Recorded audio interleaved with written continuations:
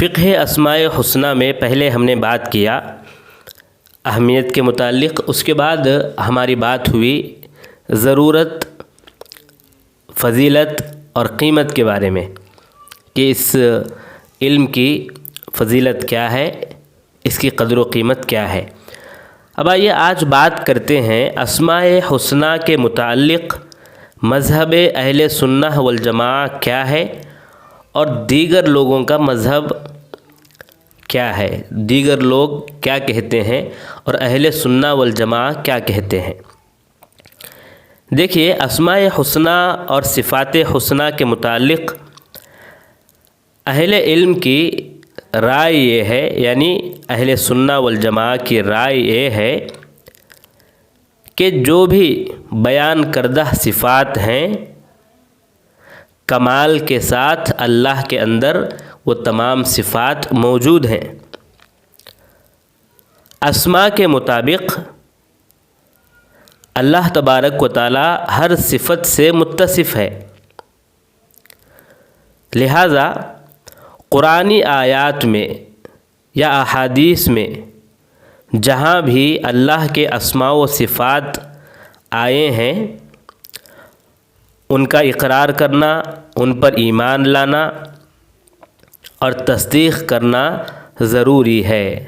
قرآن و احادیث میں جس طرح مذکور ہے اسی طرح ہم مان کر آگے بڑھیں گے، جس طرح بیان کیا گیا ہے اسی طرح ثابت کریں گے، نہ تشبیہ دیں گے، نہ انکار کریں گے، نہ تحریف کریں گے، نہ ہی تعویل کریں گے۔ یہی سلف کا مذہب ہے۔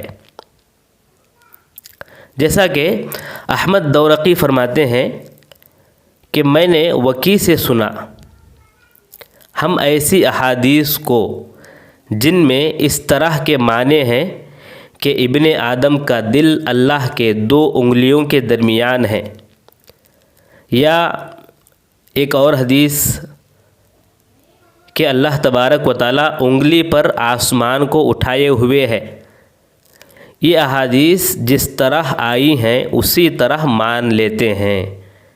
اس میں یہ سوال نہیں کرتے کہ یہ کیوں کر ممکن ہے، یہ کیسے ممکن ہے، یہ سوال نہیں کریں گے، نہیں کرتے ہیں اور نہیں کیا جائے گا، بلکہ حدیث ہے اس میں کہا گیا انسان کا دل اللہ کے 2 انگلیوں کے درمیان ہے، ہم مان لیں گے، سوال نہیں کریں گے کیسے، کیوں کر ممکن ہے، کیسے ہو سکتا ہے، ہم سوال نہیں کریں گے۔ اسی طرح ہم نے یہ سنا کہ اللہ تبارک و تعالی آسمان کو اپنی انگلی پر اٹھائے ہوئے ہے، ہم اس کو مان لیں گے، کیسے کس طرح ہم سوچیں گے بھی نہیں، سوال بھی نہیں کریں گے۔ یونس بن عبد الاعلیٰ فرماتے ہیں کہ میں نے امام شافعی سے سنا کہ وہ اس آدمی کے متعلق کہہ رہے تھے جو صفات پر ایمان نہ لایا ہو، اس سے کہہ رہے تھے کہ قرآن و حدیث سے صفات کا ثبوت ملتا ہے، اگر کوئی حجت قائم ہونے کے بعد بھی انکار کرتا ہے تو وہ کافر ہے۔ ہاں، اگر حجت قائم نہیں ہوئی ہے تو وہ معذور سمجھا جائے گا اس کی جہالت کی بنا پر۔ امام ترمذی رحمہ اللہ فرماتے ہیں کہ میں نے نعیم بن حماد کو یوں کہتے ہوئے سنا کہ جو بشر جو اللہ کی صفات میں تشبیہ دے گا وہ کافر ہے، جو صفات کا انکار کرے گا وہ کافر ہے۔ اسی طرح کے اقوال اگر ہم یہاں پر گناتے جائیں تو بہت سے اقوال جمع ہو جائیں گے۔ اس طرح کے اقوال مالک بن انس سے بھی ثابت ہیں، سفیان بن عیینہ سے بھی ثابت ہیں، عبداللہ بن مبارک رحمہم اللہ اجمعین ان تمام سے ثابت ہیں۔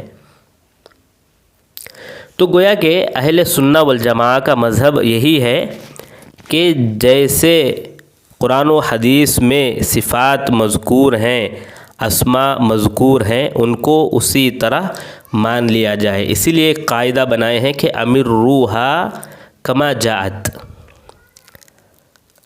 ان کے مقابلے میں جہمیہ ہیں، جہمیہ ان صفات کا انکار کرتے ہیں۔ جہاں جہاں قرآن میں اللہ نے ہاتھ، کان اور آنکھ ہونے کے بارے میں کہا ہے وہاں یہ تعویل کرتے ہیں۔